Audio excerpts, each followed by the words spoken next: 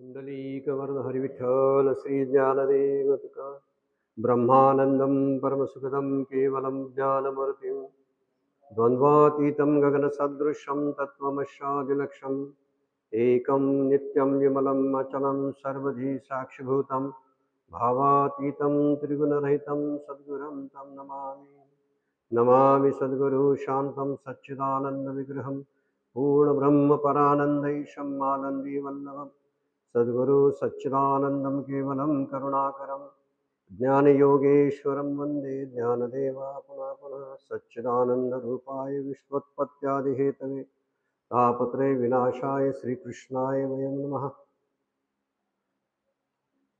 परमपूज्य डॉक्टर काकांना नमस्कार करतो, परमपूज्य मंदाताईंना नमस्कार करतो, आदरणीय माधुरीताई, आदरणीय मुक्ताताई, आपल्या शिवगड ट्रस्टच्या सचिव आदरणीय निलिमाताई, या सर्वांना वंदन करतो, आपणा सर्वांना वंदन करतो आणि आजच्या प्रासंगिक सेवेला आपण सुरुवात करूया।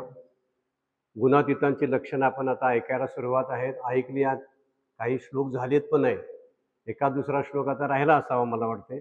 आपण आज माझ्याकडे आहे तो 26 नंबरचा श्लोक आहे, त्या 26 नंबरच्या श्लोकावरती भक्तीविषय आहे, अविभुचारी भक्ती कशी असायला पाहिजे आणि त्या भक्तीचे परिणाम जे आहेत ते परिणाम कोणते असतील, त्यामुळं काय होईल।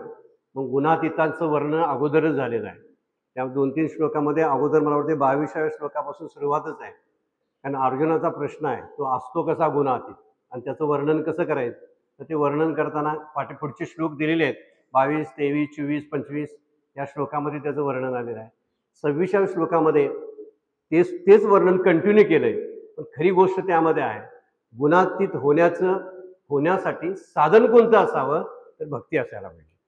जरासा वेगळा विचार बरं काय, गुणातीत व्हायसाठी इथं भगवंत काय बोलतात की गुणातीताचंच लक्षण आहे अविभिचारी भक्त असणं, हे गुणातीताचं लक्षण आहे। पण त्याच्या पलीकडे जाऊन विचार केला तर अगोदर मानापमान, सुखदुःख, निंदास्तुती, या सगळे आवड नावड या गोष्टी ज्या आहेत या द्वंद्वांच्या पलीकडे जो जातो तो गुणातीत असतो, असं वरचे श्लोक वर्णन करतात। आणि त्या श्लोकाला धरून हा 26वा श्लोक सांगतो की त्या गुणातीताकडे अविभिचारी भक्ती असते आणि अविभिचारी शब्दाचा अर्थ आहे अनन्य भक्ती असते। कुठल्या अन्याचा विचार तो करत नाही भगवंताखेरीज, त्याला अविभिचारी भक्ती, अविकारी भक्ती किंवा अनन्य भक्ती म्हणतात। हे सगळे समानार्थी शब्द आहेत तसे विचार केला तर। म्हणून अविभिचारी भक्ती हे गुणातीताचं, जी गुणातीत होण्याची सांगितलेली जी प्रक्रिया आहे ती गुणातीतांची लक्षणं सांगितली, पण ही लक्ष जर अंगी बाणायची असतील तर अविभिचारी भक्तीनंच ती प्राप्त होतात आणि टिकून राहतात। ज्ञानी किती असला, बरेच संतांनी वर्णन केलेलं आहे, ज्ञानाची भाषा आपण जनरली बोलतो, शास्त्राचा अभ्यास आहे, खूप काय आहे, माझ्यासारखा प्रवचन करतो, कोण माझ्यासारखा कीर्तन करतो, पण कीर्तन प्रवचनाबरोबरच ही जर भक्ती नसेल ना तर मग त्यामुळे ती घसरण सुरू होते, मग ते बोलण्यापुरतं शास्त्र राहतं, सांगण्यापुरतं शास्त्र राहतं। म्हणून या श्लोकामध्ये वर्णन करताना भक्तीचं वर्णन केलेलं आहे आणि ती ही कशी भक्ती, मग त्या भक्तीचे प्रकार अनेक सांगितलेत भगवंतांना, अर्थार्थी जिज्ञासू, पण ज्ञानीभक्त हा माझ्यासाठी प्रिय आहे असं वर्णन करतात। पण ज्ञानीभक्त ह्या शब्दाचाच अर्थ ज्यानं अविभिचारी अविकारीने अनन्य भक्तीचा स्वीकार केलेला आहे तो ज्ञानीभक्त। ज्ञानीभक्त शब्दाचा अर्थ आहे शास्त्रपंडित नव्हे, तर त्याच्याही पलीकडे जाऊन ह्या विश्वाला हे विश्वच ब्रह्मरूप आहे असं मानणारा, विश्व वेगळं आणि ब्रह्म वेगळं अशी त्याची व्यवस्था नसते। म्हणून वर्णन करताना माऊलींच्या ओव्या सुद्धा आहेत ना, साधारण 371 नंबरच्या ओवीपासून 403 नंबरच्या ओवीपर्यंत माऊलींनी या श्लोकाचं वर्णन केलेलं आहे। म्हणून श्लोक जर व्यवस्थित पूर्ण आपल्याला कळावा, लक्षात यावं असं वाटत असेल तर जरूर माऊलींच्या ह्या थोड्याशा ओव्या ज्या आहेत, 20 एक ओव्या आहेत, त्या 20 एक ओव्यांचा विचार जरूर करावा, त्यामुळं हा श्लोक निश्चित कळायला लागेल। कारण भगवंतांचं मनोगत तेच माऊलींचं मनोगत आहे असं आपण म्हणतोय, पण माऊलींनी त्याच्या पलीकडे जाऊन त्या विश्वालाच ब्रह्मरूपता दिलेली आहे आणि त्यामुळे लक्षात येतं आपल्याला की संतांचं सांगणं वेगळं आहे, भगवंतांचं सांगणं वेगळं आहे। सांगायचं एकच आहे पण सांगण्याची पद्धत वेगळी आहे। संत आईच्या रूपात येऊन सांगतात आणि भगवंत एक शिक्षकाच्या नात्यानं सांगतात। दोघेही मार्गदर्शकच आहे. ती मार्गदर्शकाची भूमिका वठवतात आणि हळूवार अगदी सॉफ्टनेस त्यांच्याकडे असतो आणि एवढ्या पद्धतीने ते समजावून सांगत असतात. म्हणून जरा संतांच्या भाषेच्या द्वारे भगवद्गीता समजून घ्यावी. भगवद्गीता समजून घ्यायचा आणखीन एक प्रकार ज्ञानेश्वरीच्या द्वारे. भगवद्गीतेमध्ये जे श्लोकामध्ये जे शब्द आले त्या शब्दाचा कुठलाही एकही शब्द माऊलींनी सोडला नाही की ज्याचं भाषांतर ज्ञानेश्वरीमध्ये केलेलं नाही. अगदी अनुस्वार सुद्धा संस्कृत मधला सोडला नाही. अनुस्वार हा एवढी अचाट गोष्ट ज्ञानेश्वरीमध्ये आपल्याला बघायला मिळते. त्यामुळे भगवद्गीता ज्यांना खरंच समजून घ्यायची आहे त्यांनी ज्ञानेश्वरीचा विचार अभ्यास करावा. निश्चितपणाने भगवद्गीता याचा अर्थ काय दुसरे ग्रंथ नाहीत असा नाही, पण या ग्रंथाचा अभ्यास करताना खूप काही उलगडा होतो भगवद्गीतेचा, जो भगवद्गीतेला सांगणं शक्य नव्हतं. 18 दिवसात ते सांगणं शक्य नव्हतं. युद्धाच्या ठिकाणी सांगणं शक्य नव्हतं. ते शांतपणे नेवासाच्या खांबाला टिकून सांगणं शक्य होतं आणि म्हणून सांगितलं. नंतर निवांत झालेत माऊली आणि निवांतपणाने गीता सांगितली. ज्ञानेश्वरी सांगितली नव्हे, आपण त्याला ज्ञानेश्वरी म्हणतोय. ज्ञानेश्वरी नाव हे आपण दिलंय, हे नंतरच्या संतांनी दिलेलं आहे. पण माऊलींचं नाव आहे भावार्थ दीपिका. ज्ञानेश्वरीचं खरं नाव भावार्थ दीपिका. MPSCच्या मुलांना प्रश्न विचारला होता. किती अवघड वाईट गोष्ट आहे आपली, म्हणजे कीव करावीशी वाटते महाराष्ट्रीयन लोकांची, महाराष्ट्रीयन विद्यार्थ्यांची. विराट कोहलीच्या धावा किती, तेंडुलकरानं किती शतकं केली, सगळं पाठांतर आहे. जगातली राज्य किती, जगातले देश किती, लोकसंख्या किती, वैशिष्ट्य कुठली कुठली आहेत, सगळं सांगतात. जगाची माहिती आहे. पण ज्ञानेश्वरीचं दुसरं नाव काय हे माहिती नाही. दासबोध कुणी लिहिला माहिती नाही MPSCच्या मुलांना.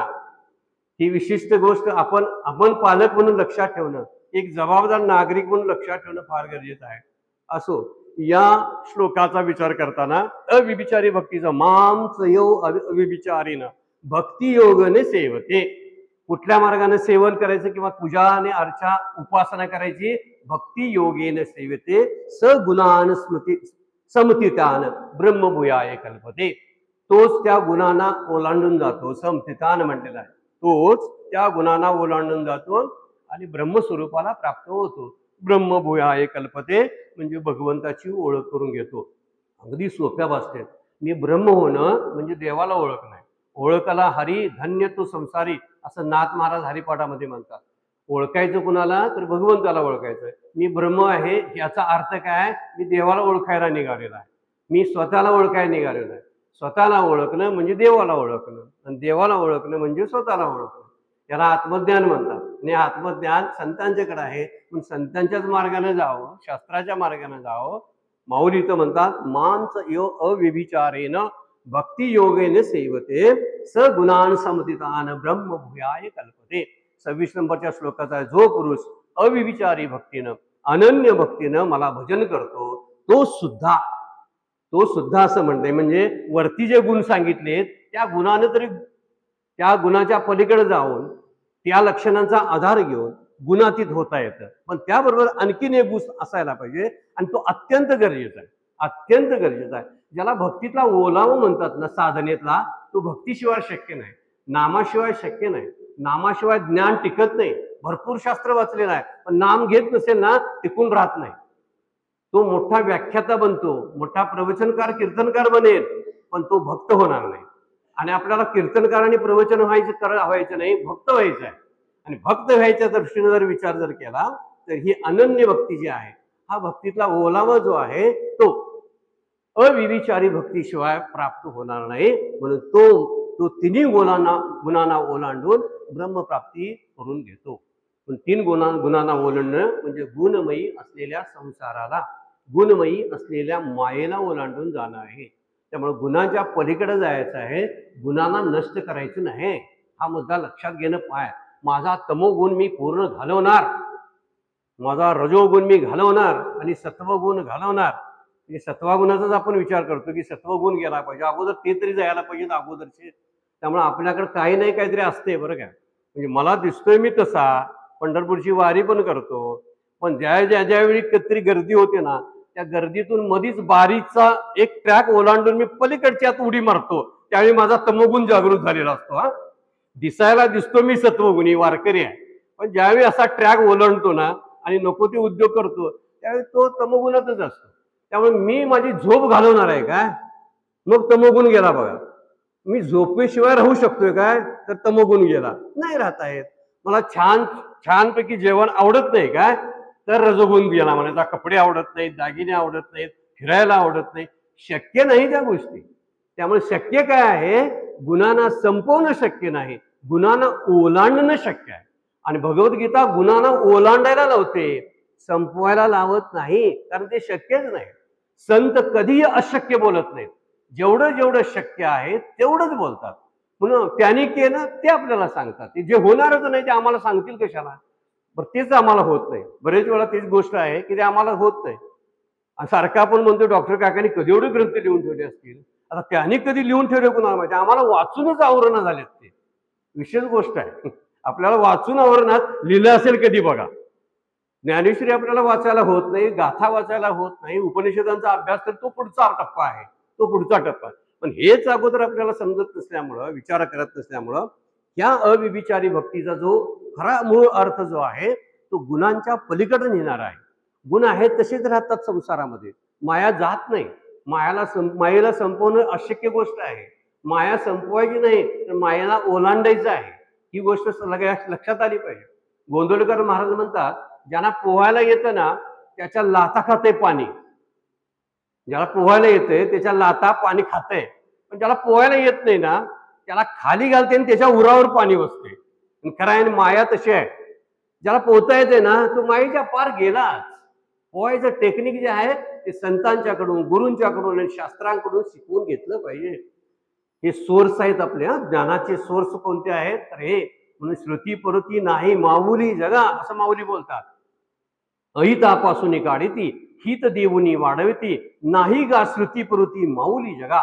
श्रुतीसारखी दुसरी आई नाही, शास्त्र म्हणेल ते सांडावे, ते राज्य ही तृण मानावे माऊली म्हणतात. तस्मात शास्त्र प्रमाण असा 16वा अध्याय आपल्याला सांगतो. त्याचं कारण ते आहे, शास्त्रालाच प्रमाण धरायला पाहिजे. शास्त्र लिहिलं कुणी, संतांनी, संतांना प्रमाण मानायला पाहिजे. म्हणजे शास्त्र, संत आणि ही जी त्रिसूत्री आहे ती आपल्याला भगवंतापर्यंत घेऊन जाते.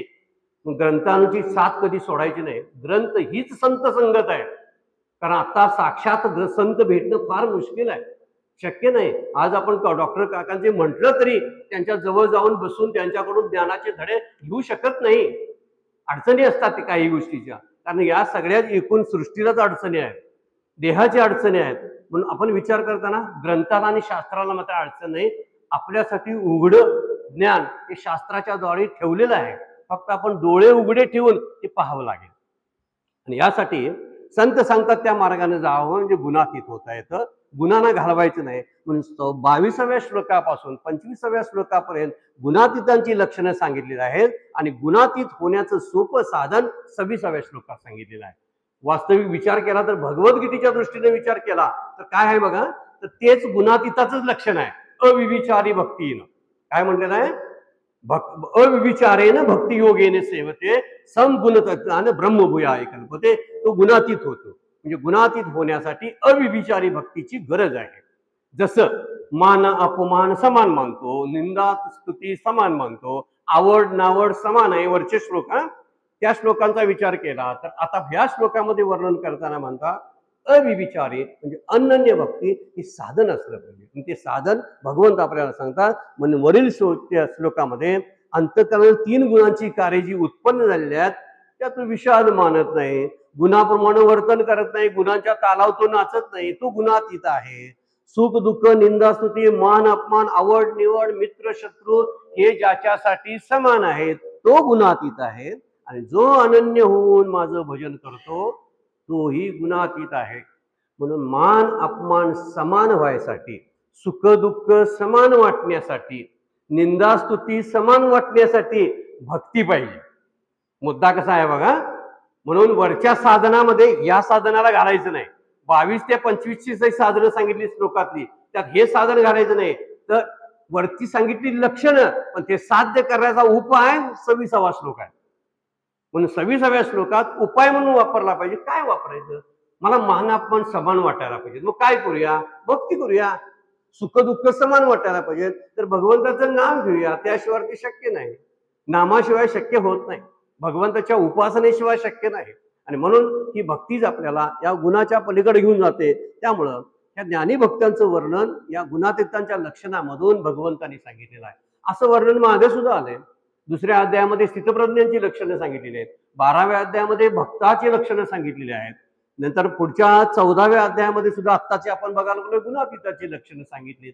ज्ञानी पुरुषांची लक्षणं 16व्या अध्यायामध्ये सांगितले. अभयम सत्वसिद्धींचं ही सगळी वर्णनं जी सांगतात आणि ही वर्णनं ही ज्ञानी भक्तांचीच वर्णन आहेत. 4-5 ठिकाणी ज्ञानी भक्तांचं वर्णन आलंय. तसं 14व्या अध्यायामधलं तेच आहे. म्हणून गुण बांधतात आणि हे गुण बांधणारे गुण जे आहेत हे बांधणारे गुणापासून जर स्वतःची सुटका किंवा बंधनमुक्तता व्हायची असेल तर अभ्यास आणि वैराग्याशिवाय दुसरी गोष्ट नाही असं भगवंत सांगतात. आपल्याकडे अभ्यास पाहिजे आणि वैराग्य पाहिजे. या दोन्ही गोष्टी म्हणजे गुणाच्या पलीकडे जाणं शक्य होतं. म्हणून गुणांचं निवारण करता येत नाही, पण अभ्यास आणि वैराग्यानं त्याला ओलांडता मात्र येते. पलीकडे जायचं आहे. आता आपण जगातल्या सगळ्या गोष्टी बदलू शकतोय का? नाही. तसं गुण घालवू शकतोय काय? नाही. ज्या गोष्टी आपल्याला बदलता येत नाही त्याच्या नादालाच लागू नये. आणि आपण सगळे नाद सगळं तेच करतोय म्हणून आपल्याला त्रास होतोय. जे बदलता येत नाही ना तेच बदलायच्या नादाला चालू आहे. काय बदलता येत नाही? घरातल्या नवऱ्याला बदलायचा, बायकोला बदलायची, घरातल्या वृद्ध लोकांना बदलायचा प्रयत्न खटाटोप, मुलांना बदलायचा खटाटोप सतत चालू असतोय.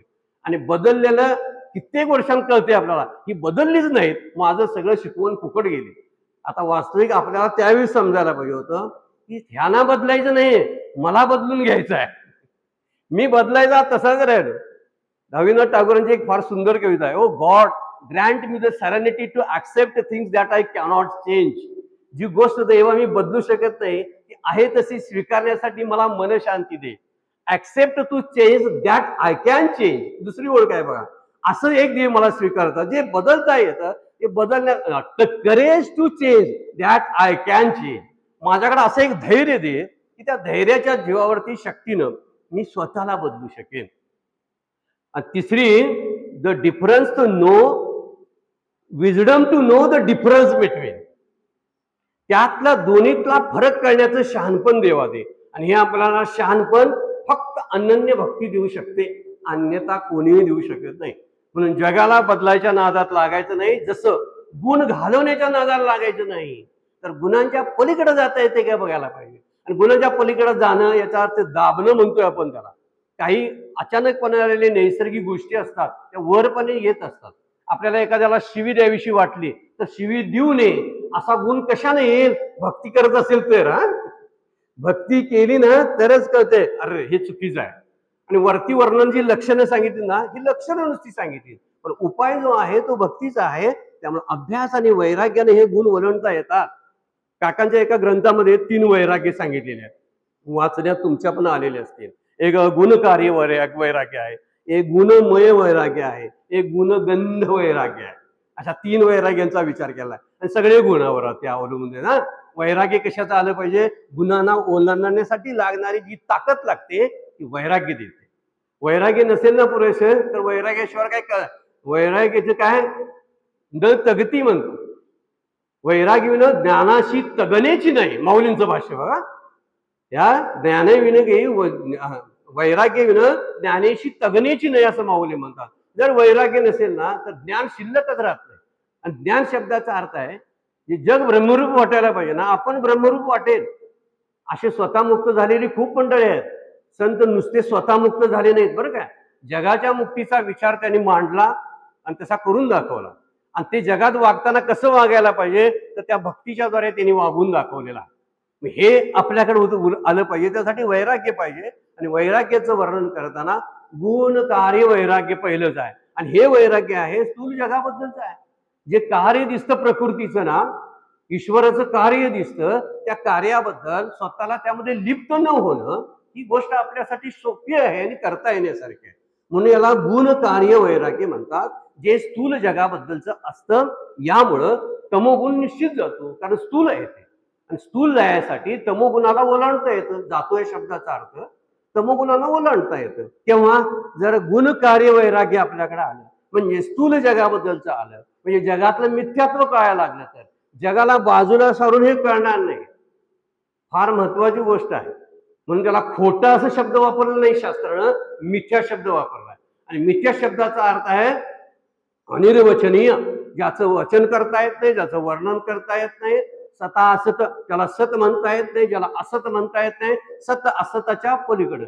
मग आता ह्याच्या पलीकडे गेल्याशिवाय त्या गोष्टी समजत नाही. म्हणून संत प्रपंचाच्या पलीकडे गेले, जगाला मिथ्यात्व मानलं, म्हणून त्यांच्याकडे गुण कार्य वैराग्य आलं. त्यामुळे तमोगुण आपोआप त्यांचा गेला शब्दाचा अर्थ ते ओलांडून पलीकडे गेले. तमोगुण राहणारच आहे, पण त्याच्या पलीकडे जाता आलं पाहिजे. संत तसे गेले. हे गुणकार्य वैराग्य जगाबद्दलचं आहे. गुणमय वैराग्य आहे, जे अंतःकरणाबद्दलचं असतं. अंतःकरणामध्ये मन बुद्धी चित्त अहंकार जे आहेत, ते अंतःकरण चतुष्टयाबद्दलचं खरं वैराग्य तिथंच आहे बरं का. कदाचित जगाबद्दलचं वैराग्य येईल, पण अंतःकरणातलं वैराग्य येणं फार कठीण गोष्ट आहे. जगातली एखादी गोष्ट आपण खायची सोडून दिली, वापरायची सोडून दिली, मी दागिनं वापरत नाही, मी कपडे अमुक चांगल्यातले असे वापरत नाही, मी सगळे काय लौकिकातल्या गोष्टी सोडून दिल्या, हे वस्तू सोडून देणं फार सोपं आहे. परंतु अंतःकरणानं सोडणं त्याला सुटणं म्हणतात. त्यामुळे सोडणं हे गुणकार्य वैराग्यामध्ये असतं, आणि सुटणं बघा, सोडणं गुणकार्य वैराग्य आणि सुटणं हे गुणमय वैराग्यामध्ये येतं. हे अंतःकरणाबद्दलचं वैराग्य आहे. आणि अंतःकरणाचे जे व्यापार असतात, ते व्यापार हळूहळू हळू आपण कमी कमी करत असतो. म्हणजे अकुंचन पावणे ज्याला वर्णन भगवद्गीता कासवाचं उदाहरण जे देते, ते कासवाच्या उदाहरणाप्रमाणे आहे. तर त्यामुळे रजोगुणावरती परिणाम होतो. पण निश्चित अगदी ज्यावेळी अंतःकरणाबद्दलचं, अंतःकरणातून वैराग्य येतं, सुटणं सुरू होतं ना, कारण वरती तुटणं आहे आणि खाली सुटणं आहे. वरती सोडणं आहे, त्याला त्याग म्हणतात, आणि सुटलं की त्याला वैराग्य म्हणतात. फार शब्द इकडे तिकडे आहेत ना, ते जराशे लक्षात ठेवली तर आपल्या लक्षात येईल. त्यामुळे सुटणं हे सोडणं हे वेगळं आहे. चहा सोडला मी, पण चहा आम्ही काय, आज आमची एकादशी हो, त्याच दिवशी तुम्ही लग्नाचं घातलंय होय सगळं, म्हणजे आम्हाला जेवायला मिळत नाही, कसलं वैराग्य आहे म्हणायचे. जेवण सोडलं का, आज एकादशी आहे म्हणून खाऊ शकत नाही, नावं ठेवतील, वारकरी आहे आणि जेवला आज एकादशीच म्हणून, लोकांना घाबरून किंवा एकादशीला घाबरून जेवण सोडलं. ह्याला हे कसलं आहे, हे वरचं तमोगुणातलं वैराग्य, तमोगुणाला पार करणं. पण खरं वैराग्य जे आहे ना, ते गुणमय वैराग्य आहे, अंतःकरणाचं वैराग्य आहे. आणि या अंतःकरणापासून ज्यावेळी गोष्ट एखादी सोडली जाते, त्याला सुटणं म्हणतात, त्याला मुक्ती म्हणतात. आणि ही मुक्ती त्या ठिकाणी शक्य होते. तर तिसरा एक प्रकार आहे गुणगंध वैराग्य. ज्ञानी भक्तांबद्दलचं वर्णन केलेलं आहे. मी विरक्त आहे, माझ्याकडे वैराग्य आता आलेलं आहे, या भावाचा सुद्धा त्याग, त्याला गुणगंध वैराग्य म्हणतात. म्हणजे मी विरक्त आहे हे विसरणं, ही फार कठीण गोष्ट आहे बरं का. मी विरक्त आहे विसरणं फार अवघड आहे. नाहीतर मला मिरवायला फार बरं वाटतं, मी प्रवचन कराय विसरता येईल काय? नाही हो, मी प्रवचन कराय, मला म्हणायला पाहिजे, जाताना नमस्कार केला पाहिजे. नाही नमस्कार केला तर अहो लोकांना महत्वच नाही हो ज्ञानी लोकांचं. कोण ज्ञानी? मी स्वतःला म्हणायचं मी ज्ञानी, आणि ज्ञानी लोकांचं लोकांना महत्व पडत नाही, तरी मला नमस्कार केला नाही, हे कसलं वैराग्य आहे? याचा अर्थ असा होतो की मी विरक्त आहे, त्याची आठवण सुद्धा असता कामा नये. माऊलींनी एकाच ओळीमध्ये याचं वर्णन केले. ओवी अत्यंत मार्मिक आहे, आपल्या बहुतेकांना माहिती आहे. 5व्या अध्यायामधली ओवी आहे, 3ऱ्या श्लोकावरची, फार सुंदर.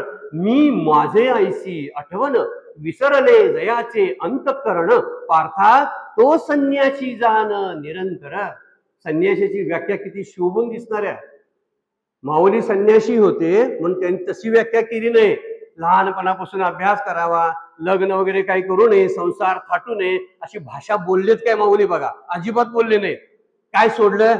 बायको सोडली, घरदार सोडलं नव्हे, मी आणि माझं सोडलं तो संन्यासी. आणि मी आणि माझं सोडणं गुणमय वैराग्यामध्ये आहे, गुणगंध वैराग्यामध्ये आहे. विरक्त मी आहे, ऐसी आठवण विसरले जयाचे अंतःकरण. अंतःकरण शब्द आहे, ज्याच्या देहानं विसरली नव्हे, इंद्रिय विसरलीत नव्हे.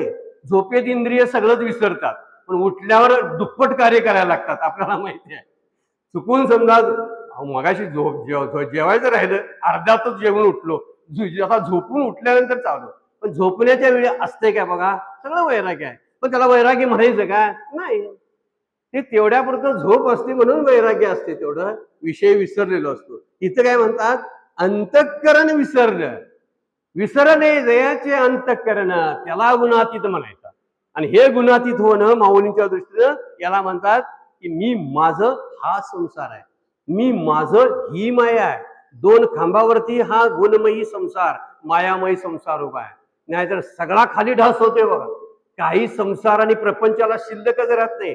समोर सगळं तरी पसारा असतोच, मुलं बाळ असतात, प्रॉपर्टी असते, पाठीमागे प्रतिष्ठा, पद असतात, पण त्या पदाबद्दलचा सगळा रस काढून घेतलेला असतो.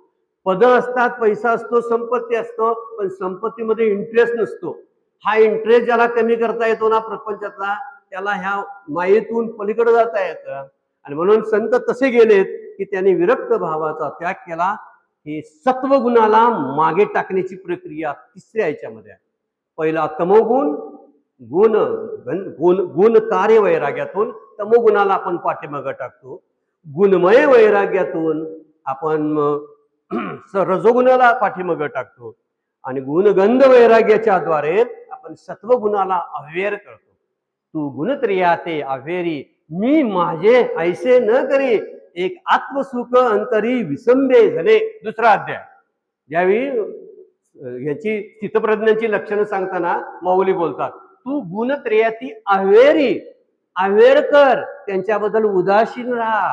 अव्यय करणं म्हणजे टाक नव्हे, टाकणं शक्यच नाही. विषय घालवताच येत नाही. तो विषयाशिवाय देहाचं निर्वाहनच होत नाही. त्यामुळे विषय पाहिजेत, पण विषय आसक्ती नको पाहिजे.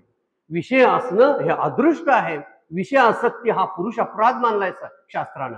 असा पुरुष अपराध कधी करायचा नाही. त्यामुळे विषय आसक्तीतून बाहेर पडायचं आहे, म्हणजे गुणातीत व्हायचं आहे. हा वर्णन फार महत्वाचं आहे. म्हणून गुणातीत होण्याचं साधन जे आहे ते अनन्य भक्ती आहे, असं भगवंत आता या श्लोकामध्ये सांगतात. म्हणून अविभिचारी भक्तीनंच आपण जातो. 9व्या अध्यायामध्ये फार सुंदर होया, गतिर्भरता प्रभू साक्षी हा श्लोक आहे ना, त्याच्यावर चिंतन वाचन बघायचं. जो मज होय अनन्य शरण, त्याचे निवारे मी जन्म मरण, या लागी शरणागता शरण्य मीच एकू. मी एकटाच असा आहे की त्याला तू शरण येऊ शकतोस, अन्यथा कुणाला शरण येण्यासारखी स्थिती नाही. हे वर्णन केलेलं आहे.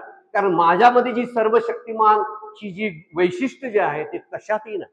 भगवंताकडे सर्वशक्तिमान जो गुण आहे तो अन्य कुठेही बघायला मिळत नाही. म्हणून ते म्हणतात मज एकू, मला एकट्याला शरण ये. म्हणून एकट्याला शरण यायचं काय, वरच्या ओव्या वाचल्या गे, आकाशे सर्वत्र वसावे, वायूने नाव भरे उगी नसावे, पावके धावे वर्षावे जळी, पर्वता बैसका न संडावी, समुद्र रेखा न ओलांडावी, पृथ्वी या भूते व्हावी ही आज्ञा माझी, म्या बोलिवले वेदू बोले, म्या चालवल्या सुरे चाले, मे हलवल्या वेदू आ प्राणू हले, तू जगाते चाळीता मे. म्हणून जो मज होय अनन्य शरण, त्याचे निवारे मी जन्म मरण.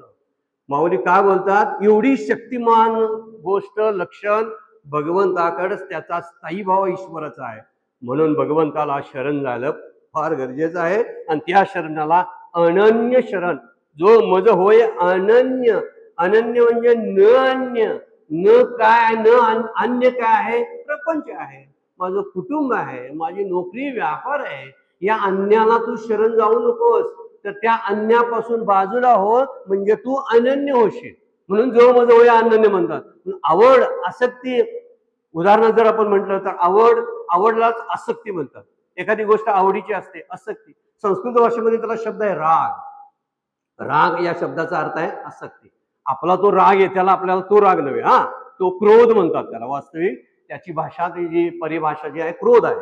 पण राग जो शब्द संस्कृत मधून वापरलेला आहे तो त्याचा अर्थ आहे आसक्ती रहित. राग म्हणजे आसक्ती. ही आसक्ती विगत व्हावी लागते, आणि ही विगत झाली की त्याला विराग म्हणतात. डॉक्टर काकांचं चिंतन आहे, आसक्ती जेव्हा त्यातून काय होते, विगत झाली की त्याला विराग म्हणतात. आणि त्या विरागाचा असा जो मनोभाव तयार होतो त्याला वैराग्य म्हणतात. म्हणजे वितराग भय क्रोधात वर्णन आहे स्थितप्रज्ञांच्या लक्षणामधलं.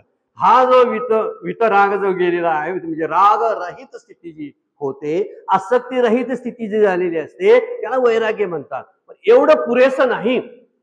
बऱ्याच वेळा कंटाळा येतोय आणि वाटते जाऊया तिकडे एकदा सोडून, घरदार सोडून. कधी कधी भांडणं घरात एवढी मोठी होतात आणि पटत नाही म्हणून वादविवादातून घर सोडणारी पुष्कळ मंडळी आहे, आत्महत्या करणारी पुष्कळ मंडळी आहे. म्हणून काय त्यांना वैराग्य आलंय काय म्हणायचं, वैराग्य. पण वैराग्य असेल त्याला आपल्या भाषेत वैताग म्हणावं, वैराग्य नव्हे, त्याला वैताग म्हणायचं, वैफल्य म्हणायचं. हे वैफल्यातून आणि या वैतागातून त्याला जे निर्माण होते त्याला काय वैराग्य म्हणत नाही, त्याला म्हणतात वीतराग, त्याची आसक्ती गेलेली आहे असा जो मनोभाव त्याला वैराग्य म्हणतात. पण फक्त वैराग्य जे आहे भगवंताविषयी तेवढंच चालत नाही, तर भगवंताबद्दल प्रेम, आवड, गोडी निर्माण व्हायला लागते. त्या गोडीला, त्या आवडीला, ही सगळी जी निर्माण होते त्या आवडीला अनुराग म्हणतात. त्याला काय म्हणतात? अनुराग. अनुराग शब्द त्या प्रेमाच्या संदर्भात वापरलेला आहे. नुसता राग जाऊन चालत नाही, तर राग गेल्याबरोबर अनुराग पाहिजे. नुसते वरते मान अपमान गेले, सुखदुःख समान वाटायला लागली, सगळीकडे समानता आली, पण भक्ती नसेल ना, तर त्यातला जो मौसरपणा जो आहे, जो ओलावा आहे, तो प्राप्तच होत. त्यामुळे आपली दृष्टी जी असते ना, ती दृष्टी भक्तीनं अत्यंत माऊलीसारखी दृष्टी होते, असं संत वर्णन करतात. संतांचं बघण्याची दृष्टी तशीच आहे, म्हणून असा विचार केलाय की त्याला अनुराग म्हणतात. नुसता राग, विराग, वैराग्य चालत नाही, तर त्या जोडीला अनुराग म्हणजे भक्ती असायला पाहिजे. या विराग आणि अनुरागातूनच अविभिचारी भक्तीचा जन्म होतो. आपण त्यावर आता बोलायला लागलोय. अविभिचारी भक्ती म्हणजे ज्या ठिकाणी विभिचार शब्दाचा अर्थ आहे विकार, कुठलेही विकार नाहीत, आसक्ती नाहीत, क्रोधादी सगळे जे विकार नष्ट झालेले असतात आणि तरी जगणं चालू असतं ना, त्याला अविभिचार असा शब्द आहे. अविभिचारी भक्ती म्हणलेला आहे. म्हणून भगवंताला सर्व भावानं शरण जाणं म्हणजेच अनन्य होणं. सर्व भावानं आपल्याकडे जे जे अंतरंगामध्ये जे भाव आहेत ना, त्या भावानं सगळ्या शरण जायचं. 18व्या अध्यायामध्ये फार सुंदर श्लोक आहे बघा. त्वमेव शरणम गच्छ सर्व भावेन भारत तत्प्रसादात पराम शांती स्थानम प्राप्स्यासि शाश्वतम. तुला शाश्वत पदाची प्राप्ती पाहिजे असेल, परम शांती पाहिजे असेल, परम पदाची प्राप्ती पाहिजे असेल, तर तू काय कर? शरणम गच्छ सर्व भावेन भारत. सर्व भावानं युक्त हो आणि मला शरण ये. जर असं गुपित सांगितलेलं आहे भगवद्गीतेनं, पण या गुपितेचा उलगडा माऊली करतात. माऊली काय बोलतात बघा. तया अहम वाचा चित्त अंग देवोनिया शरणरिग कामहोदधी का गांग रिगाडे जैसे मग तयाचिनी प्रसादे सर्वोपशांती प्रमदे कांतु होनी स्वानंदे स्वरूपीची रमशी. 2, 3, 4 ओळीमध्ये सगळा श्लोकच रिकामा करून टाकलाय माऊलीने. शांतपणे कितीतरी बघा, मला वाटते 62 नंबरचा श्लोक आहे. त्वमेव शरणम गच्छ सर्व भावेन. मला श्लोकाचा क्रमांक माहिती नाही, तुम्ही बघा त्याचा. त्वमेव शरणम गच्छ. अहम वाचा, कुठले भाव द्यायचे? अहम वाचा, चित्त आणि अंग एवढं मला दे आणि शरण ये. ह्या ठिकाणी कापूर, उदबत्ती, देणगी, लोटांगण, तीर्थयात्रा काहीही सांगायला नाहीत. म्हणजे करून येत काय? करायला पाहिजेत. मोगाचा अनुराग जो आहे ना, तो अनुराग त्याशिवाय येत नाही. नाम घेतलं तर अनुराग आहे, नाही तर नुसतं वैराग्य येणार. अहम, माझा अहम गेलाच पाहिजे. म्हणून सुरुवातीला म्हणतात कुठल्या भावानं शरण यायचं? अहम वाचा चित्त अंग. चित्त अंग म्हणजे शरीर सुद्धा त्यामध्ये आहे. अहम दे, वाचा दे, चित्त दे, अंग दे. यामध्ये प्रत्येक ठिकाणी भक्ती सांगितलेली आहे. अहम द्यायचा आहे, तर अहम गेल्याशिवाय भक्तीतला मुख्य अडथळा कोणता असेल तर तो आहे. ज्या ठिकाणी नम्रता संपते ना, त्या ठिकाणी ज्ञान संपुष्टात येतं. कशानं ज्ञान शोभते म्हणतात? विद्या विनयेन शोभते. विनयता संपली की ज्ञान संपतं. उगाचच असं एखादा लाकडाचा बुंदा असतोय तसा ताट होऊन चालत नाही. जरासं वाकायची सवय ठेवली पाहिजे. आणि कुठं तुकोबा म्हणतात, नम्र झाला भूता तेने कोंडिले अनंता, हेची श्रुत्वाचे अंग दारी कोंडीला श्रीअंग. भगवंताला कोंडण्याची ताकद नम्रतेमध्ये आहे. ह्याला अविविचारी भक्ती म्हणतात. आणि अविविचारी भक्ती कशा कधी येईल? हा देहांकार नातीला हा समूळ जयाचा नाशिला. हे अहंकार जेव्हा जातो देहाचा ना, तेव्हा थोडं थोडं थोडं तसं वाकायला शिकलो पाहिजे. वाकायचं एक लक्षण आहे. वागते कधी एखादा माणूस? झाड कधी वागते सांगा बघू? ज्यावेळी फुलांनी भरून डवरते ना, त्यावेळी ते खाली वागते. आणि खाली वागते म्हणजे इतकी फुलांची, इतकी फळांची संपत्ती प्राप्त झाली त्यावेळी ते खाली वागते. म्हणजे ज्यावेळी अधिक ज्ञान संपत्ती, अधिक धन संपत्ती, अधिक प्रतिष्ठा असेल त्यावेळी ती कशावरून ओळखायची? नम्रतेवरून. नम्रता आहे तर तो धनवान आहे, तो ज्ञानवान आहे. अन्यथा त्याच्या ज्ञानाला किंमतच काय सांगा. म्हणून अनुराग पाहिजे. सगळ्या ह्या शास्त्र साधनेचा मूळ गाभा जो आहे तो अनुरागात येतो. म्हणून नाम घेतलं पाहिजे. मी 2-3 प्रवचनकार, 4-5 कीर्तनकारांना सुद्धा एक सहज गप्पा मारताना मी विचारलेला प्रश्न आहे, मुद्दा मी विचारतो सर, म्हणजे कसं काय म्हणून. तर त्यानं विचारलं, तुम्ही आता कीर्तनाचं सारखं चालू असतं, प्रवचनं चालू असतात गावोगावी, तर तुम्ही स्वतःची साधना म्हणून केव्हा करताय? अहो केव्हा करणार हो, वेळ कुठं आहे हो. ती सगळी पुस्तकं सगळी चाळावी लागतात, त्यातले पॉईंट सगळे काढावे लागतात, तिकडले तिकडले संदर्भ गोळा करावे लागतात. त्यामध्ये माझी साधना कुठली आहे? मी समजतो तीच साधना, ती साधना नव्हे बरं काय. बोलायसाठी जर ट्रेनिंग आपण घेत असतोय, काहीतरी पॉईंट काढतोय, म्हणजे 4 पुस्तकं चालतोय म्हणजे त्याला देवाचा काय संबंध नाही, ते चाळीत बस म्हणतात देव. तू माझ्याकडे कधी बघायचास आणि ह्याच्याकडे देवाकडे बघणं म्हणजे नामानं त्याच्याशी एकरूप होणं. ज्याला नाम येतं ना त्यावेळी ज्ञानाला बरोबर ते टिकून राहतं. ज्यावेळी भुसभुशीत जमीन असते ना आणि पाणी खाली असते ना, त्यावेळी झाडाच्या सगळी मुळं अशी टिकून असतात. झाड बरोबर टिकून राहतं, खाली कोसळत नाही, कारण मुळाच्या खाली त्या पाणी असतंय आणि थोडं का असताना ओलावी माती असते म्हणून टिकतं. आपलं ज्ञान आणि शास्त्राचा अभ्यास टिकावा असं जर वाटत असेल तर ते. पण प्रवचनकार कीर्तनकार नामाला वेळ नाही बऱ्याच ठिकाणी. काही अपवादात्मक असू शकतील की जे नामाला वेळ देतात. नामामुळे देवाशी दोस्ती करता येते, देवाशी संवाद करण्याचं एकमेव साधन कोणतं असेल तर भजन आणि नाम. भजन करत बसावं. तुकोबांच्या गाथेतली भजनं आहेत, आणखीन कुठल्या कुठल्या संतांनी लिहिलेली भजनं आहेत, ती भजनं बसावीत, म्हणावीत. आपला आवाज कसा आहे म्हणू नये. येईल तैसा बोल रामकृष्ण, नाही तरी दिला स्वस्वर देवा दिले देवा म्हणतात, तुकोबा म्हणतात. येईल तैसा बोल रामकृष्ण, तुला येईल तसं म्हण, खरं रामकृष्ण अरे म्हण.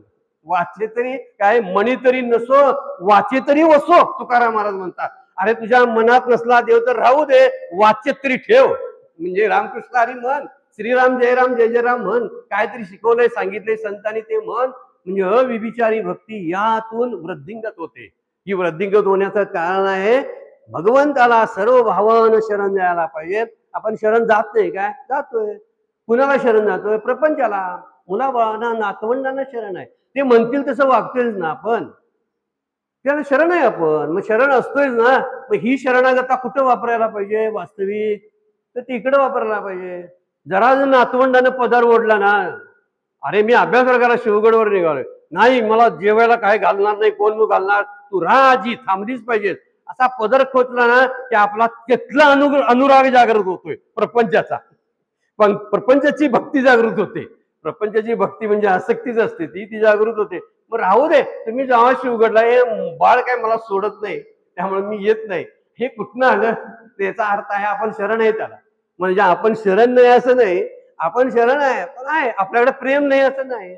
पण आमच्या नातवंडातनं, सगळ्या कुटुंबियातनं उरलेलं प्रेम देवाकडे असते. एवढंच, थोडस उरलं ना तर तेवढं. म्हणून डॉक्टर काय त्याला म्हणतात, एक आवडीची भक्ती, एक सवडीची भक्ती, एक निकडीची भक्ती. हे असे आहे. आपल्या आवडीची भक्ती निर्माण होईल ना, अविविचारी सेवते. कुठल्या भक्तीनं? भक्ती योगेने सेवते अविविचारी. अविचारी म्हणजे माझी सवड, माझी निकड बाजूला सारता आली पाहिजे आणि आवड जोपासता आली पाहिजे. आणि आवड म्हणजे भगवंताबद्दलचं असणारं प्रेम. आवडीनं भावे हरिनाम घेशी, तुझी चिंता त्याशी सर्व आहे. आता ते आहे पण अभंगात आपल्या बरं आहे, पण म्हणता ही गोष्ट आतमध्ये शिरली पाहिजे. सगळे आधार टाकून देऊन भगवंत एकमेव आधार वाटला पाहिजे. हे भक्तीचं मूळ लक्षण आहे बरं का. एकमेव आधार भगवंत वाटला पाहिजे. माझं कोण चालवतंय? भगवंत चालतो. माझ्याजवळ सतत कोण असतं? देव असतो, अन्य कोणी नसते. आता तुमच्याजवळ नातवंड कोण, मुलं आहेत का? बघा बऱ्याच जणांच्या नाही, ती कुठं आहेत? लांब आहेत, ती जवळ येऊ शकत नाहीत. पण देव मी कुठं आहे सांगा? मी कुठं आहे सांगा? माझ्यापासून मी माझ्याजवळ आहे, मीच थोडा माझ्याजवळ आहे. पण त्या मीच संगोपन करायला नाही, त्याला काहीतरी पोटापाण्याला घालायला पाहिजे त्या मीला. आपण मीशी संबंध असलेला माझ्याच पोटपान चालवतो, आपण माझेच संगोपन करतो, मीच नाही. आणि तो मी तसाच कोरडा राहतो. त्या मीकडे जरा बघायला लागलो ना आपण, तो जो आहे तो शुद्ध अहम, तो आपल्याला जागृत होतो. आणि म्हणून म्हणलेलं आहे की आपण शरण जातो, पण शरण जाण्याची ठिकाणं वेगळे आहेत. आपण प्रेम करतो, पण प्रेमाचे वेगळे विचार आहेत. म्हणून सगळे आधार टाकावेत आणि भगवंताला, तुका म्हणे मुझा अवघ्याचा कंटाळा, तूच एक गोपाळा आवडशी. काय तळमळीची स्थिती वर्णन केलेलं आहे कल्याणकरी रामरायाच्या प्रार्थनेमधून. हीच तळमळ आपल्याला बघायला मिळते. हे काय होतं, मला हे सगळं कटकट सगळी वाटायला लागली, असं समर्थ रामदास स्वामी त्या कल्याणकरी रामराया प्रार्थनेमध्ये बोलतात. एवढी मोठी तळमळ आहे. ही तळमळ तशीच तर तुकोबा वर्णन करतात. की तूच एक गोपाळा आवडशी, तूच एक. च शब्द वापरलाय म्हणजे अन्य काही नाही, म्हणजे विभिचारी काही नाही, अविभिचारी ना. आता हे अविभिचार म्हणजे काय की तुझा म्हणे माझा अवघ्याचा, अवघ कोण आहे? प्रपंच. अवघ्याचा म्हणजे सगळाचा मला कंटाळा आहे तू सोडून, मला सगळं कंटाळा वाटतं, तुझं नाम घ्यायला बरं वाटतं, तुझं चिंतन व्हायला, ग्रंथांचा अभ्यास करायला बरा वाटतो, एकटं राहून तुझ्याच संगतीत राहायला बरं वाटतं. कारण ह्यांच्या संगती कशा असतात माहितीये ना, कुणाच्या बी संगतीत जावा काहीतरी विकार घेऊनच आपण येतोय बघा, कुणाची बी संगत असू दे. संतांची जर आणि ग्रंथांची जर संगत सोडली तर इतर संगती सगळ्या बाधकच आहे, बाधकच असतात. त्यामुळे आपल्याला आधार जो वाटला पाहिजे तो भगवंताचा वाटला पाहिजे. इतर आश्रयांचा त्याग करणं, नारद भक्ती सूत्रामध्ये सांगतात अन्य आश्रयाणाम त्याग अनन्यता. अनन्य भक्ती कशाला म्हणायचे? अन्य आश्रयांचा त्याग करणं. म्हणजे अन्य आश्रय कोणते? हे प्रपंचाचे, कुटुंबाचे. तुम्ही नसाल तर घर खायला उडतंय, तुम्ही माझ्या जवळ पाहिजे, मला म्हातारपणी कोण बघेल, म्हणजे देवाला बाजूलाच ठेवायचा आणि आपलंच सगळं चालू. आणि देवा धाव माझं काहीतरी बघ. आता त्याला बाजूला ठेवून तो धावेल कसा सांगा बघू? त्याला पुढे ठेवा. प्रायोरिटी आपली देव असला पाहिजे, आपली प्रायोरिटी प्रपंच आहे. सवडीचा जो चाललाय तो परमार्थ आहे आपला, आणि आवडीचा चाललाय तो प्रपंच आहे. प्रेमानं केलं जाते ते प्रपंचाचं, आणि सवडीनं केलं जाते ते परमार्थाचं. वेळ असली तर मुलांना सुट्ट्या आहेत काय, मे महिन्यात सुट्टी पडली आहे का, मग ते शिवगडला येऊया का, मग काकांच्या दर्शनाला येऊया का, हे सगळा निकडीचा परमार्थ, सगळा सवडीचा परमार्थ आहे. ह्या सवडीच्या आणि निकडीच्या परमार्थातून आपण दूर झालो ना, ह्या अनुरागाचा आणि अविभिचारी अनन्य भक्तीचा परमार्थ सुरू होतो. आणि यातच गुणातीत होणं म्हणतात. ह्यांना ओलांडलं ना इकडे येतोय आपण, एकच मध्ये धुसर रेषा आहे. गुणातीतांना ओरडायचं म्हणजे काय करायचं? त्यांच्या विचारातून बाहेर पडायचं आणि इकडे यायचा. त्यांना काय संपवताय हो? जगाला संपवून चालेल काय? नाही. गल्लीतली सगळी मरावेत आणि मी राहतो का? गल्लीतली सगळी त्रास देतात हो, माझ्या निंदा करतात, मला काहीतरी हे करतात, आमच्या घरात दारात कचरा टाकतात. आता ती सगळी मरायची नाही, मग मला शांती मिळायची म्हटलं तर शक्य नाही. त्यासाठी काय करावं? ती नाही तसं समजून असा नाद करावा की ती मला दिसूनच होतील, किंवा ती देवरूप दिसायला लागतील. ती भक्तीशिवाय दुसरं साधन नाही. म्हणून अन्य आश्रयानां त्यागो अनन्यता. म्हणून गुणांनी मिश्रित असलेला हा मायामय सगळा संसार जो आहे हे ओलांडण्यासाठी सर्व भावानं शरण जाणं त्याला अनन्य भक्ती म्हणतात. 7व्या अध्यायामध्ये फार भगवंत सुंदर सांगतात हा. देवी हशा गुणमयी मम माया धुरुत्या मामेव ये प्रपंचते माया मेतांतरंती. माझ्या शक्तीनं तरुण जातील, माया प्रपंचते मला शरण आल्यानंतर. कोण कुणाला तरुण जात आहे? गुणमयी मम माया. मायाला तरुण जायचं असेल तर काय करायला पाहिजे? ज्याची माया आहे त्याची उपासना करावी ना. ज्याच्या अधीन ती माया आहे त्याच्या नादाला लागावं. आपण मायेच्या नादाला लागतो, माया घालवण्याच्या नादाला लागतो. हे जमत नाही ना. दारात कुत्री बांधलेली असतात, सारखं भुकते ते कुत्रं. आपण कधी जरी गेलो तरी आपण हाड हाड हाड केलं तरी अंगावर कुत्र येत असते. पण त्यांच्या घरातल्या हाक मारून, काय सर घरी आहे काय, मी आलोय बाहेर. कुत्र म्हणते आमच्या मालकाचा कुत्र दोस्त आहे वाटते, गप बसलेलं बरं तो करते तिथंच गप बसते. का? मालकाचा दोस्त आलाय म्हणून. अशी मालकाची दुस्ती करायला पाहिजे आपण. मालक कोण आहे? ईश्वर. आपण कुत्र्याच्या नादाला लावलोय, हाड हाड करत बसलोय. हे हाड हाड करून जाण्यासारखं नाही, त्याचा गुणच तो आहे भुंकण्याचा. तशी माया जाईल कशी हो? सांगा, जाणार नाही.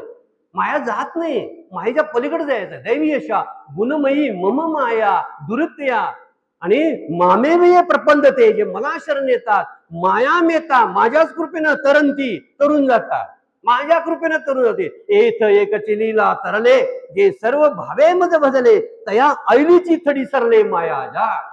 कधी अलीकडच्या काटाला जर रिकाम होतो. अलीकडचा काट कुठला? प्रपंचातला. मेल्यावर मी रिकाम होईल ह्याला काय अर्थ नाही.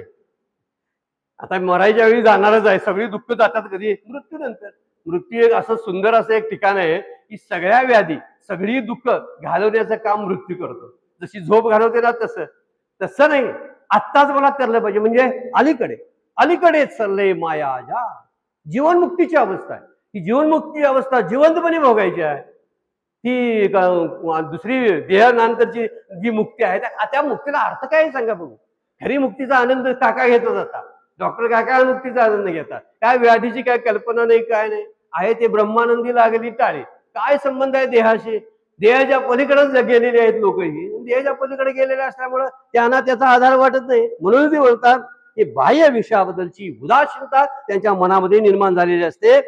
आणि दुसरी गोष्ट, नुसती बाह्य विषयाबद्दलची उदासीनता चालत नाही, तर परमात्म्याविषयी परमेश्वराविषयीची दृढ निष्ठा असायला पाहिजे. दोन गोष्टी एकाच वेळी सांभाळता आल्या पाहिजेत. हा, जशी बाह्य गोष्टीबद्दलची आसक्ती आपण घालवणार आहे, हे नको. आता हे कमी करत करत करत आलो पाहिजे. त्याला आपण मागाशी म्हणलं ना, सोडणं आहे. म्हणून सोडणं असतं हे, जसे एखाद्या उन्हाळ्यामध्ये कच्चे आंबे लागलेले असतात बघा. ते कच्चे आंबे हवे असतील आपण ना, तर काठी मारतो, दगड मारतो, पाडतो. ते तुटताना सुद्धा त्याच्यातला रस गळत असतोय बघा. कारण ते तुटतात तिथून, त्यामध्ये रडतात. तुटण्यामध्ये रडणं आहे बरं का. पण जो तोर जर आंबा जर पिकला, पिवळसर झाला, अलगद देठाला सोडतो. प्रपंचाला सोडून अलगद बाहेर पडतो. देठ म्हणजे काय माहितीये? प्रपंच. अलगद बाहेर पडतो. ह्याला सुटणं म्हणतात. तुटणं नको, सुटणं. सुटण्यात आनंद, तुटण्यात रडगाणं आहे. जातो आता. अरे बाईलीच्या त्यागे तुकोबा म्हणतात. याला काय वैरागी म्हणत नाही. न लगे जावे वनांतरा, सुखे येतो घरा नारायण, ठाईच बैसुनी करा एक चित्त, आवडे आनंद आळवा. बसल्या ठिकाणी मुक्तीचा अनुभव आला पाहिजे. बसल्या ठिकाणी, कुठल्या साधनाशिवाय. आपल्याला साधनं लागतात, आणि ही साधनच आम्हाला आमच्या साधनेतली म्हणजे वर शांतीची किंवा समाधानातले अडथळे आहेत. खऱ्या सुखाचं अडचण कोणती असेल तर आभासी सुख. कळलं का? प्रपंचाचं सुख हेच आत्मसुखातली अडचण आहे. आपल्याला कळत नाही. मला आत्मसुख पाहिजे असं वाटतंय मात्र.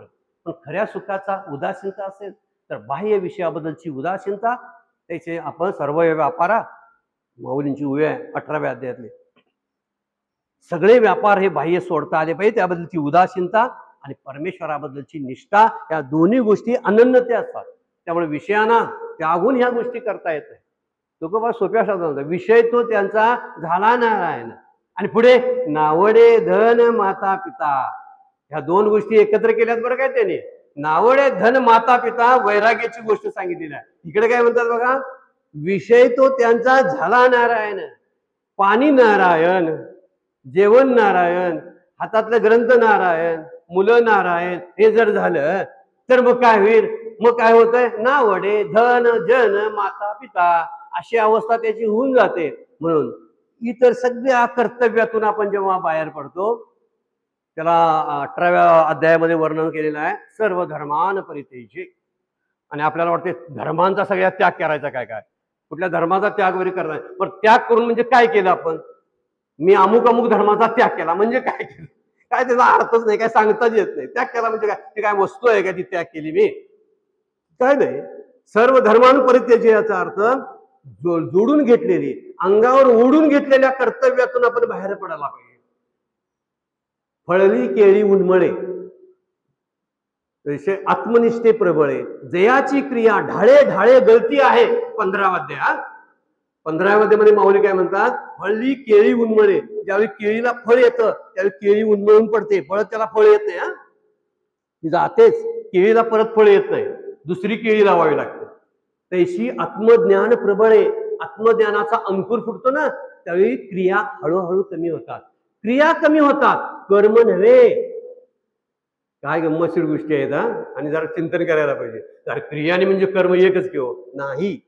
कर्म अंगाला चिकटलेलीच आहेत, ती सुटत नाहीत आपल्याला. पण ती निष्कर्मी अवस्थेमध्ये करता येतात ना, करता येतात. माझं नव्हे म्हणून सगळंच करता येतं. आणि त्यामुळं क्रिया कधी होतात माहितीये? ज्या सहेतुक केलेलं कर्माला क्रिया म्हणतात. आणि कर्म जे असते ना अकारण, जे सहज माझ्या पापण्या उघड जाप होतात, मी इकडं तिकडं बघतो, खाली बघतो, वर बघतो, मध्ये मध्ये हात हलवतो, या सहेतुक अहेतुक रे काय हेतू कुठला आहे सांगा बघ. काही नाही. अशी नैष्कर्म्य स्थितीचं वर्णन अगोदरच्या अध्यायामध्ये केलेलं आहे. ते सांगताना म्हणतात सर्व धर्मान परित्यज्य माम एकम शरणम व्रज. एकट्या मला शरण ये. मग काय? अहम त्वा सर्व पापेभ्य मोक्षयिष्यामि मा शुच. अधिक अजिबात शोक करू नकोस, कशाचा विचार करू नकोस. सगळी कर्तव्य जी आहेत ना, ते सर्व कर्तव्यांचा त्याग कर. म्हणजे काय? सगळ्या क्रिया हळूहळू कमी करता आले पाहिजेत. कर्म राहू देत. पापापासून म्हटलेलं आहे वरती, अहम सर्व पापेभ्यो. पापापासून मुक्त करतो म्हणजे काय? तर ह्या गुणात असतानाच ते घडतंय, त्याला पाप म्हणतात. ज्यावेळी आपण तमोगुणात असतो, रजोगुणात असतो, सत्वगुणात असतो, त्यावेळीच पाप घडतं. म्हणून एक गोष्ट लक्षात ठेवली पाहिजे, जीवनमुक्तीचा आनंद आपण निष्पाप झाल्याशिवाय भोगता येत नाही. त्यामुळं मी पापीच आहे. जोपर्यंत मला भगवंताचं दर्शन झाले नाही, जोपर्यंत त्या समाधानाची आणि अखंड तृप्तीची जाणीव मला झाली नाही, तोपर्यंत मी पापी आहे असं सतत सतत समजलं पाहिजे. एका राजानं फोन केला होता, गंमतशीर म्हणून, खट्याळ राजा. ते म्हटलं आपल्या राज्यात पापी किती आणि पुण्यवान किती आहेत बघूया. 2 मंडप घातले, इकडे एक पाप्यांचा मंडप, इकडे पुण्य लोकांचा मंडप. सकाळपासून त्या मंडपामध्ये सगळे पुण्यवानांचा मंडपच भरला. कारण कुणी काय दान केलं, कुणी धर्म केले, कुणी काय केलं, त्याला ती पुण्य म्हणतात. बरोबर आहे, त्यांबरोबरच आहे. आणि ते बरोबर आहे म्हणून ते सांगतात की त्यावरून म्हणते सगळे आम्ही पुण्यवान आहोत. त्यामुळे पुण्यवानांचा मंडप भरून गेला लोकांनी. त्या पापाच्या मंडपामध्ये कोणच दिसेना. दुपारी दुपारी एक माणूस येऊन बसला खुर्चीवर त्या त्या मंडपामध्ये.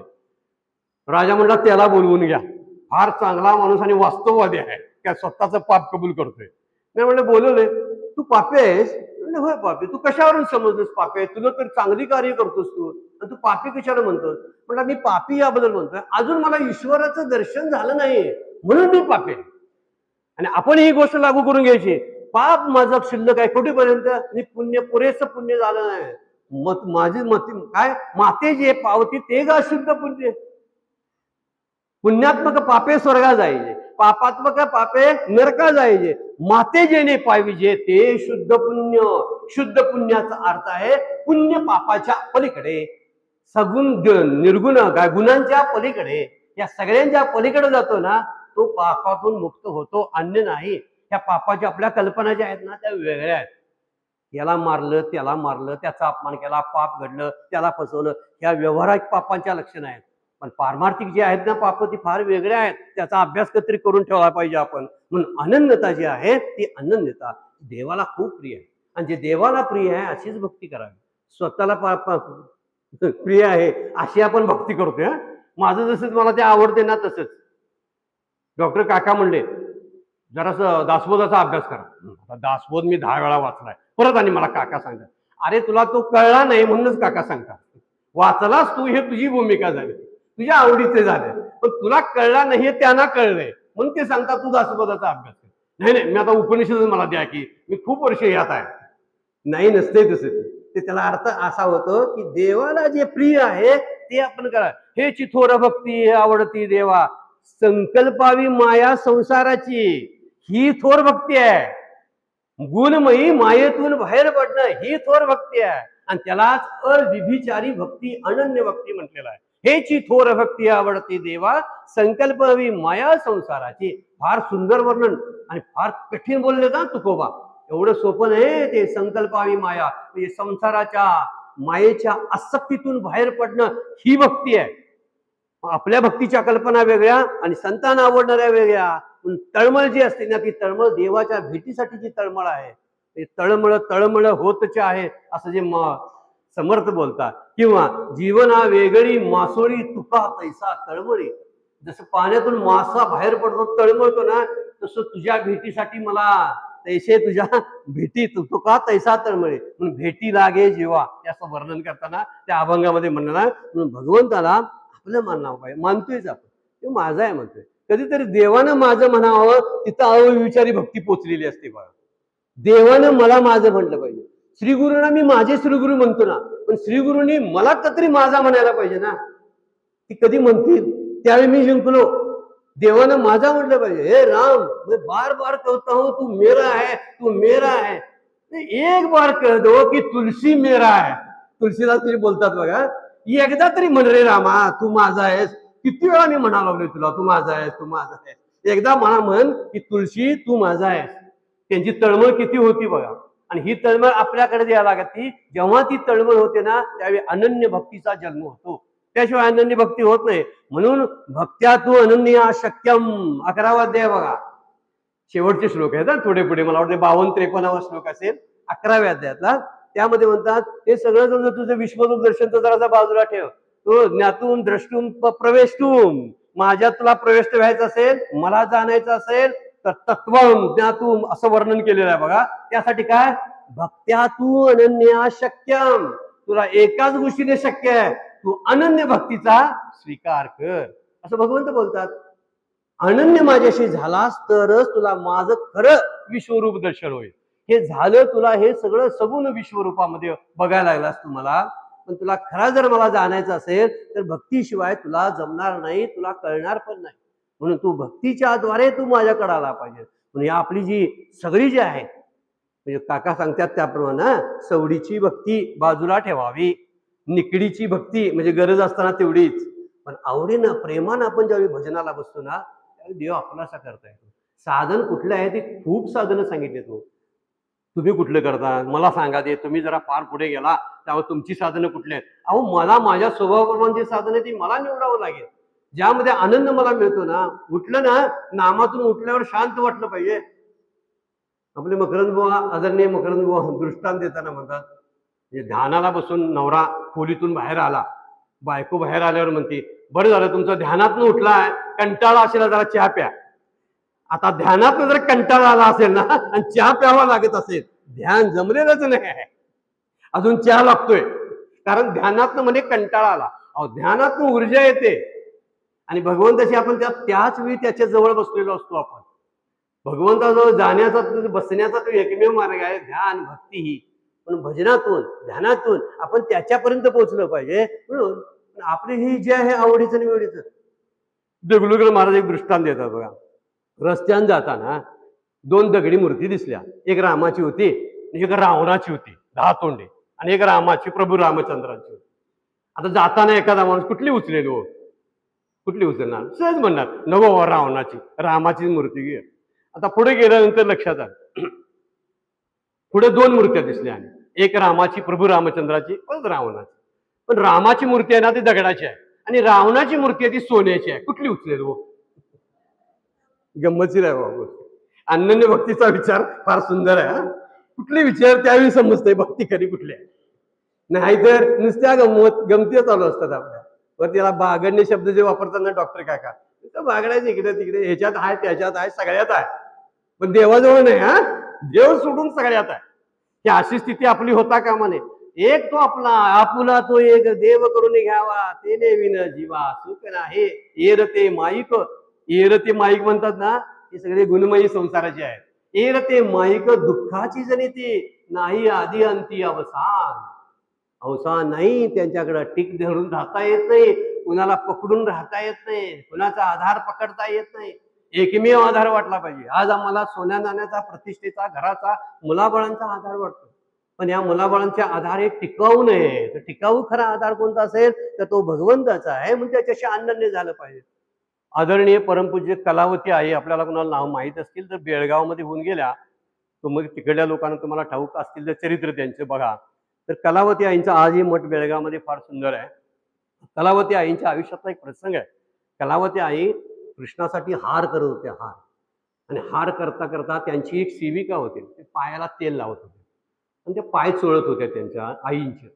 आईंचं पाय चोळत असताना ह्या हार मात्र करत होत्या. आता हार करून झाला आणि हार करून झाल्यानंतर थोड्याच वेळात कलावती आई काय म्हणल्या, माझा हार झाला, तू काय कर, तुझं तू पायाला तेल लावीत बस माझ्या पायाला, मी तोपर्यंत कृष्णाला हार घालून येते.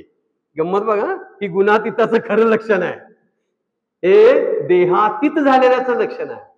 नुसतं तम देहात रहित येतात गुणत्रियात येतात म्हणून चालणार नाही.